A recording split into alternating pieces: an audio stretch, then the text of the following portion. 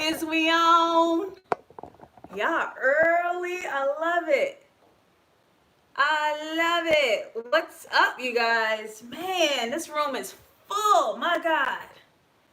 My God. I'm your host for this evening, JustLatasha. Welcome to the Insecure HBO Season 4, Episode 4, Dissection Review. We about to have us a time, y'all, because I seen y'all tweeting and tagging and talking, and we are so mad at Molly. Y'all are mad at Molly. But if you guys follow me on Twitter, JustLatasha404, I might have to go against the group. I ain't gonna lie. I might have to go against the group, y'all. But we're gonna get into all the details. I just want to welcome you to this evening. I'm so happy that you guys are here. Announcements, the church announcements, everything that we got to take care of before we get into tonight's show. Please follow my page for my upcoming comedy sketch series, Just Latasha's Interactions. We are on Twitter and Instagrams at Interactions, INNR Actions. I'm hella excited. I wrote it. I'm producing it. I'm starring in it. This is the first time I'm doing scripted work on cam. You guys usually see me hosting live events, hosting shows, doing all the talking, talk, right? So I'm hella excited about this series because I'll be acting. You know, I love to use my comedy. Speaking of which, I have also just joined Mouse Jones as his, I'm about to say community writer. What is a community writer? That's nothing. What is that? Comedy writer. I'm the comedy writer for Mouse Jones' new podcast, Quarantine Nightly. Make sure you stream that on all of your podcast services. Today he interviewed Kid Fury. We all love Kid Fury, all right? So, I wrote some jokes in there. We do news, we do interviews. He does a closeout addressing a societal issue. It's a really fire-ass podcast, if I do say so myself. I really put my pen to work, okay? Patreon. I've been getting so many new patrons, and we had some new people in our private stream last Sunday. I do go live with my patrons for a boozy brunch. Okay, I do go live, but it's only a patron exclusive stream on Sundays, and my new patrons totally enjoyed the show. We go in for an hour talking about the week's topics, heavy issues, light issues. I'd be telling some personal stories that ain't nobody got no business knowing. Okay, so we have hella fun. Patreon.com/JustLatasha. Sign up. You can join the private stream for just starting at $5. That's it. You guys get really cool gifts and prizes with the higher tiers you go. Hella fun. Is we on? All right, we had 100 people in the room already. I think we on. I think we're ready to go. Insecure, jumping in, JustLatasha. Little note, when y'all write my name, lowercase t, both places. JustLatasha, little t. Thank you so much. Let's do it. Let's do it. We got Laura here, who is a moderator for the channel. Hi, Laura. She ain't even in the country. She be doing work from London town. All right, it's late as hell over there as far as I'm concerned, but check her. She is putting all the links in your chat box. Thank you so much, Laura. Last week we had King Scorpio, who was a moderator as well. King Scorpio's here tonight as well. King Scorpio also holding me down in the moderation. So keep it cute. Nice comments. We show respect. We have fun. This is a positive and happy place. I'm the one who drags. Let me do my job, okay? Let me do my job. All right, y'all, we're jumping in. I'm so excited. I'm so happy that you guys are here. So this episode is called Low Key Losing It. Brat, what up? And we open the show with Issa doing what? Working on her passion, typing away, getting at that computer. You know, I've been a creator for many years, many years. And one of my partners over the years was also a creator. And we just used to have hours. Sitting next to each other, going ham on that computer. And we didn't say nothing to each other. So her even opening the show like that, this episode is particularly special to me because, like, I see the struggle and I know the pain firsthand. So me even watching Issa go through all of that, I was like, sis, don't remind me. Please don't remind me. Open up the show with Issa working on her passion. But if we take a look at the scenery, the directorial choice. We have Issa in this beautiful wide daytime in her apartment with this wood paneling and these lamps. And for the most part, she's nearly symmetrical. Nearly symmetrical. These are directorial choices when a character is in sync with their wants, their desires, their goals, their identity. Everything is lined up so they have like two of the same exact things, and the frame is very clean and nothing is jarring or sticking out. So, but she's almost symmetrical. We got a lamp missing, and we got a little piece over here, but she's almost there, right? And hanging over her head is this big, huge, dark frame full of darkness and clouds, and looks like the field is like dissipating behind her head. So we have like this darkness and this shadow like looming over her, right? Almost like something is coming from behind, or something is watching her while she's just trying to focus on this piece right here. Like she's just trying to focus. So it feels a little off. Like she's almost there. She's almost in her zhuzh, but something's just a little off. And then we have the knock on the door. All them tenants come barging in. We ain't got no water. Things are messed up. I ain't no goddamn magician. And we see that asymmetrical feeling hits right here. She was almost in line, but she's giving so much to her passion that she's lacking in her 9 to 5. This is where she's a little off balance. Like you so focused right here on this computer and this block party and what you got to do, that you're lacking responsibility and detail in the thing that actually calls you to your work. So they snuck in a really important line right here, and they had so many tenants talking over each other, but the camera focused on this character and made sure to be attentive to him saying this line, and the line was, "You treat us like those people down in Flint, Michigan."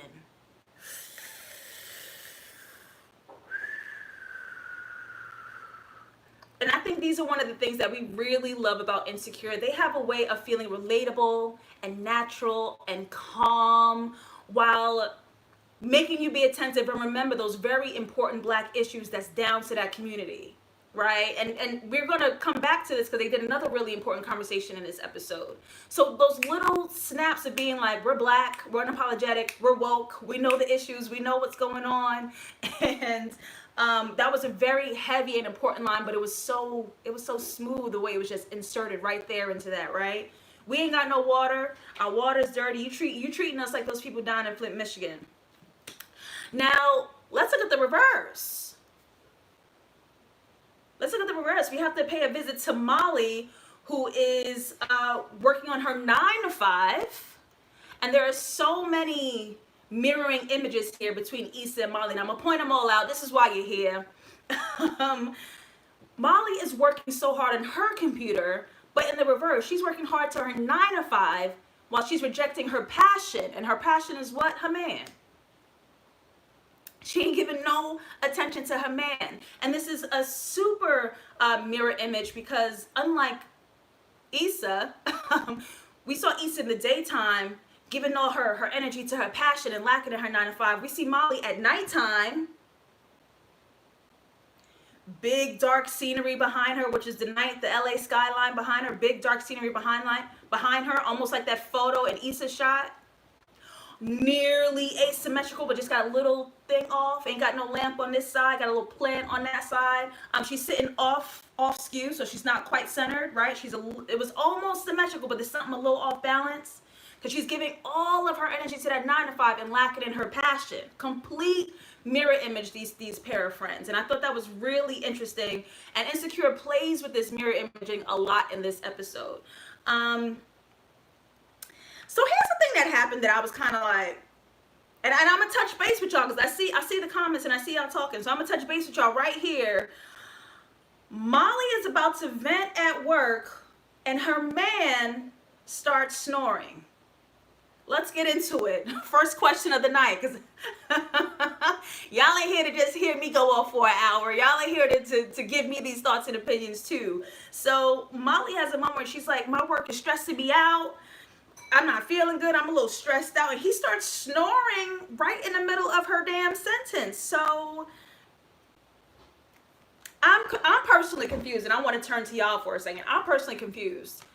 Y'all said y'all were exclusive. Y'all said y'all was more than a little bump in the night.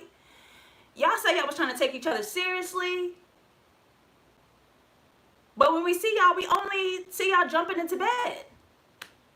Sure, there's dinners and there's cute dates and he comes with you to places, but you asked him, let me not jump ahead, but he ignores her at a moment where like she needs to lean on somebody real quick, and it wasn't even a heavy situation. It's like, my work is stressing me out, and you couldn't give her that. Morally Greed says, I still don't think her and Andrew have the relationship she thinks they have. They still on different pages.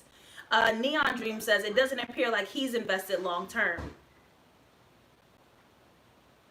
Which confuses me, because I thought they both were discussing. But is it Molly that's just coming back to the friend group and being like, yeah, we this, we that? Is that only Molly? Or are we only seeing that through Molly's vision? Y'all might have something here. Sammy says, what up, Sammy? He didn't even care. I was like, dang, do they only have sex? They don't really connect. And that's where I'm at with it. That's really where I'm at with it. We're getting the titles. We're saying we're exclusive. You coming over. But anytime he's over, it's late night, jumping into bed. And every time she sees him, she's promising him the body. So where is the foundation for this relationship? So y'all on it. y'all peep. Let me tell y'all something, okay? This is a personal tale. Sometimes men ask for boyfriend privileges when the only thing they bring to the table in their version of a partnership is dick.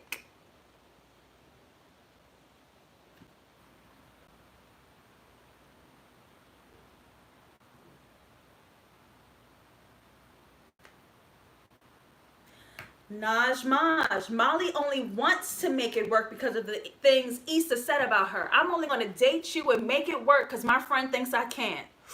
Ooh.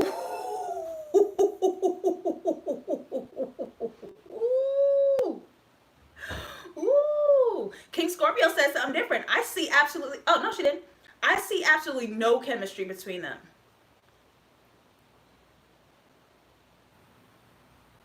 Really? Y'all on it. Y'all are on it. All right. So, at this point, I'm wondering, what does Andrew do for Molly? And I think we're all here. I'm seeing in the comments. I think we all agree. Like, what is the weight that he holds for her? What is he providing for her? Right. Right now, we're only seeing dick. So we need a little more. We need just a little more, sir. So I'm thinking of this mirror image between Molly and Issa. And if we see Issa during the daytime and we only see Molly at nighttime, does that have a meaning? What meaning do you guys think that has? Do you think it's because Issa's optimistic and Molly's pessimistic? Do you think because it's just their jobs? Issa's going to work on the block party during the day and Molly just has the time to work on it at night, and that's the only time her man can see her after they both go to work? What do you guys think this day and night imagery is meaning for these characters in this group of friends? Ponder, okay? Because I got a lot of questions for y'all tonight. Y'all are gonna work as well, okay? So we're at the next scene where Issa is again lacking in these responsibilities. She forgets to get the flyer approved, and this is where we learn that Condola goes ghost. Issa hadn't heard from her since December 3rd. Yes, was I looking in her phone? Absolutely. That's my job. That's what I do. That's what I'm here for. I know the details. Okay. It is what? December 6th. Issa hadn't heard from this girl for days. Texting, sending little funny gifts, trying to keep it light. And congratulations has left the chat. Okay, congratulations has left the chat. Let's also not forget, hi JC, thank you so much for that cash donation. That is very much appreciated.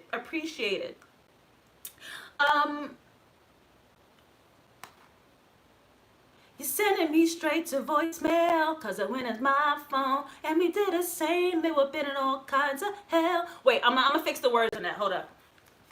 This is Ciara's first album, so I'm a little rusty. Give me a second. He was on the other line. God damn! Now I'm thinking about it too hard. I forgot.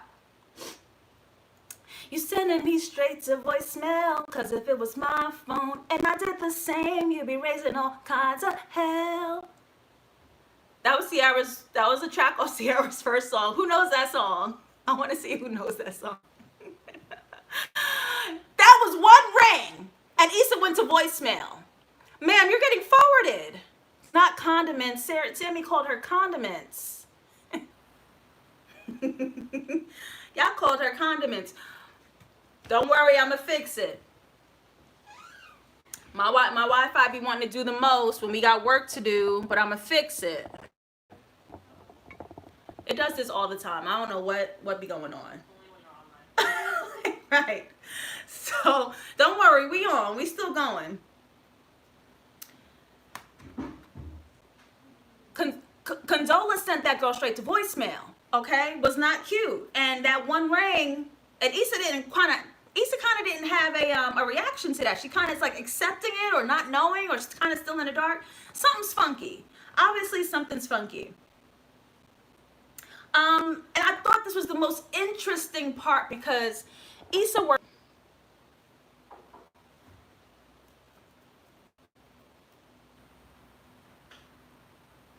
Babies, I'm so sorry. I don't know what the hell going on.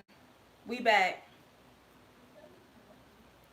It is, but it be acting funny sometimes. I don't know. Here's where it really sucks for Issa, because Issa,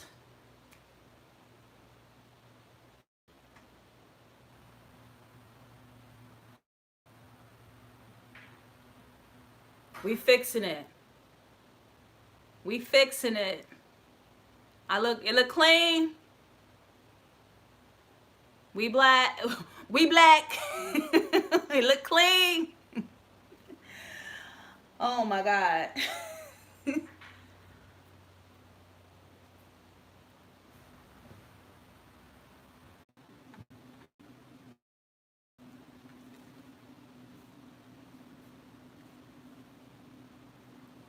It's Teddy Riley up in this bitch. It's Teddy Riley vibes all day. Whew, this is a messy one, y'all. I'm so sorry. This is a messy one. We here?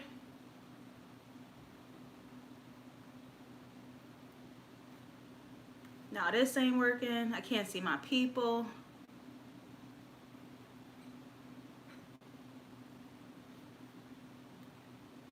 Is my whole video shut down? I don't see no more comments.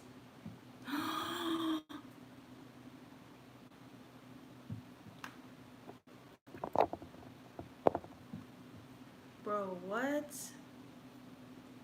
Wait, I don't want to end this live. Oh my God.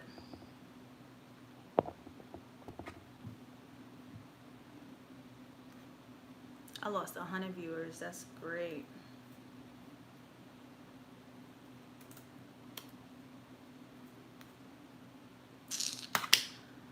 Oh my God, this is the worst thing. Mine ain't. It's like totally off. Oh, here we go. Now I was gonna do it on my phone.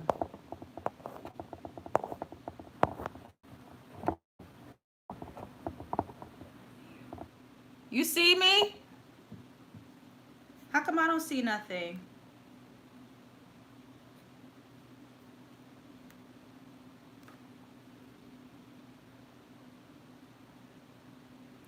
This is the worst.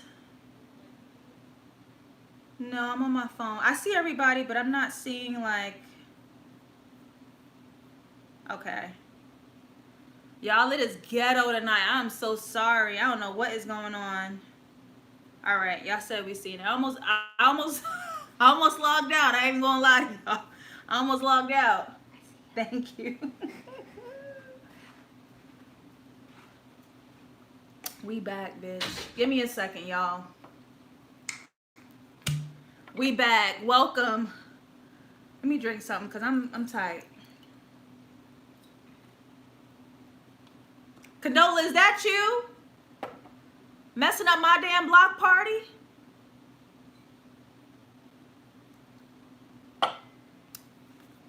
Makes me so upset. I'm jumping back in with Issa. Here we go. This situation with Condola ghosting, it's really upsetting. It really sucks. It really sucks for Issa because she was the one that was supposed to be messy. And she was the one who intentionally moved forward without being messy, put her feelings aside, and she's the one who should be angry and messed up and messing up. But she has a goal, she has a dream. It don't matter. Literally nothing matters except this block party. And she's gonna do it and put all that messiness to the side. And she was so close. Condola is the one being messy, and Condola is the one ghosted and not communicating and being weird. And that's not what we're here for. That's not tea. That's not what we want. So this is a really shitty situation for Issa to be in right now. We move on to Molly and her coworkers. I'm not getting any comments on my end, so I can't see what the kids are saying. I'm gonna leave it. I do have y'all over here though. Here we go. So I think seeing Molly in her space with her coworkers is a breath of fresh air. We barely see Molly like celebrating something, being joyful, being free. Like outside of the moments that she has with Issa, these self-care Sundays and these little friend dining ins and these little friend-to-friend dates, she really does have misery in every other area of her life. So for her to be sitting in this office and finally kikiing, feeling comfortable, bonding with the black women in the office has been really special and was a really important moment for me to witness. And I'm just like, she needs this. Molly freaking needs this. Go ahead, girl. Another important conversation here, and I want you to realize how the black girls handled it, okay? Does BJ, aka Bennett, like black girls? No. Okay, pass me a shrimp. And the fact that black women have this conversation about whether their own men don't even like them and it's so casual and we just dust it off and move on, you can say a lot right there. You can say a mouthful right there. It's so normal and it's such everyday conversation like, okay, well, does that black dude like black girls? No? Oh, he like Abigail's? Okay, we're moving on. Next. What else is on the agenda? What else is on the calendar, girl? And something really prominent happened between the three relationships in the room, right? Because Molly's on this journey with Andrew, and it's new, and it's her new relationship. And so you have one woman saying, I'm calling work quits. This is my boundary. I have a family and a husband and kids at home. I'm cutting this off because I got to go attend to them. You have coworker number 2 saying, he's just my jump off. I'm staying at work. It ain't nothing. Molly has a choice to make. Okay? Is Andrew your jump off, or is Andrew your priority and your responsibility? And what did she choose in that moment? The jump off option. I'm going to blow off Andrew. I'm going to stay at work, and he gets the back burner. Now, you said you was exclusive. You called him your man. This is something that's obviously very important to you. We've seen you communicate in areas that you haven't communicated before. Okay? Why would you choose the jump off option? Those were her 2 choices. Put the 9 to 5 down, go back to the man and take your responsibility with your priority, or he a jump off and he means nothing. And she said, I'll see that dude later. It really shouldn't have gone down like that. I see an interesting comment. Lols Candy says, Molly suffers from people pleaser syndrome. I have to ponder on that. Do you guys agree? You think Molly is a people pleaser? I feel like sometimes she has strong boundaries. Sometimes she's like, I'm not with that, and she keeps it moving. I don't know. KV says, Molly always has to have the upper hand in all her relationships, even with Andrew. You'll notice as soon as she gives into what she says she wants, she neglects him. JJ says, I think this entire episode was really about being tested on whether you're willing to put in the work for what you say you want. Because it's easy to declare, I want that, my life should look like this, things should look like that, and then you do all that dreaming and asking and requesting, and then you don't move. That's a message for somebody. Who caught that? Somebody needs to catch that, okay? So let's start with this drive to Tiffany's. We got Issa in the car We got Molly in the car. And it's about to be a showdown, bitch. Now, I thought something was really interesting. As creators, you have to curate your information stream to match where you want to go. Issa is listening to Becoming Michelle Obama on a podcast, or her Audible book. And I remember I have these moments of personal improvement, this self-improvement. You want to be this boss, you want to have these dreams fulfilled, you want to get to certain places. You have to start filling your mind with information of winners, the messages of winners. And so to watch Issa try to be this new creator and try to be this new boss, and making sure on her drive to go see her girl, she's listening to the words and the life of no other than Michelle Obama. It's very important, very important. So now we have the fight of the parking space, baby. It's about to go down. These, y'all are already going, it's Issa's spot. And I agree. Absolutely, this is Issa's spot. These are just parking rules, okay? Someone's clearly backing in. Why would she align herself next to a car to not be going into the spot? Molly, okay? That was hella foul, hella flagrant, as G-Eazy would say. And that's the only time I'm going to reference G-Eazy on this platform and anywhere else. I apologize. And again, Insecure is playing with these ideas of night and day. We see our characters in these black and white items. Issa opening the show with this white t-shirt, Molly at work with this black shirt on, and we're seeing the night and day references. Look at their cars. We have a black car, we have a night car, we have our girls night and day. They're literally, right? They're going after the same goal. They're going in the same path, just from different directions. We want the same things. We're attending to the same things. We have the similar issues, but we are coming at it as night and day. We are not seeing it from the same vision. I'm going forward. You're moving backward. I'm in the light. You're in the darkness, but we're going the same way. And I thought that was one of the really cool things that they did. And Tiffany said it later in the episode. This really comes down to miscommunication. You see them not even being able to communicate, I want this parking spot. This is how off these friends are. They can't even say, I'm backing up to get in. Okay, well, I thought you were going, so I want to get in. It's just like, I'm going. And they cannot understand each other for the life of them. And this just comes down to ego and power struggle. Who's going to forfeit first? And I want to see some honesty in this chat. Y'all know y'all be having some petty arguments with your friends, and it really, all it comes down to is an I'm sorry, I didn't know you felt like that, I didn't mean it like that. It takes just one thing of communication, and one of y'all just has to say who's going to forfeit first. And y'all be sitting there like,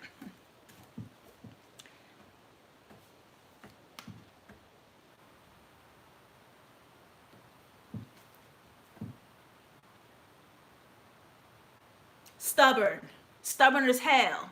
Y'all know y'all just say I do. Y'all know y'all do it too. Y'all know y'all do it too.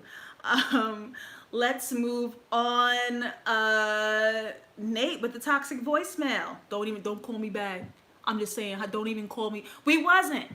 And I hate when niggas do that. Don't say that. Don't say that. You don't even gotta call me. I wasn't. Don't act like you're the powerful one here. It wasn't your choice. Don't act like you're giving me the option to not hit you up. You didn't give me the option. I wasn't gonna call you because you're no longer a factor.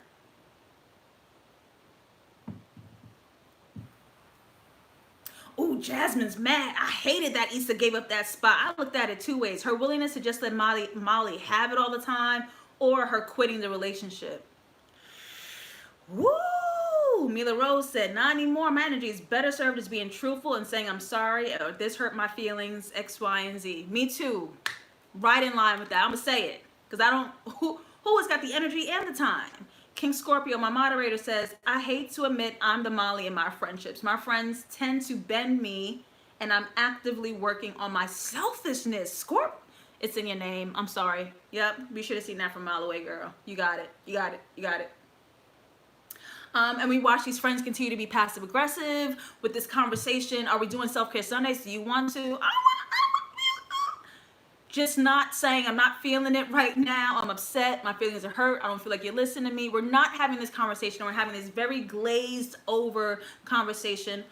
Another one of my favorite scenes is Lawrence and Derek And I just want to take a visual look at the scene, right? These two men, they're on the same side. They have the same color background behind them all the time. You look behind Derek, his little dash of pink, nice and vulnerable, a little feminine. Lawrence with a little dash of pink behind him as well, just vulnerable. And these men are being, and this is unlike the conversations that Lawrence keeps trying to have with Chad, right? And every time we see those two together, one's faded, one's focused, one doesn't understand, one has a different idea. Lawrence and Chad can never quite really communicate the way that things need to be said. Chad is always putting up a front for Lawrence and always putting up a front for himself. But when he's with Derek, when I say these emotions, and we seen it in the clothes, Lawrence what? Wore his heart on his sleeve. Did y'all see that shirt? Now that's a Lawrence shirt, okay? It wasn't that Condola messy, loud mess he tried to pull last weekend, huh? It was a Lawrence shirt. He wore his heart on his sleeve. How literal could you be, right? And it was so nice to see these two black men just say, the baby wasn't planned. I'm not perfect. We just try our best. This is what it feels like as men. I can't believe I have a daughter. And something else really happened in this conversation. Derek realizes that, as a bunch of men realize, like, I have a daughter. I treated women in my past so terribly, and I can't believe I have a daughter. And there's this moment that men have as if their daughter is this repayment for their sins, as if they have an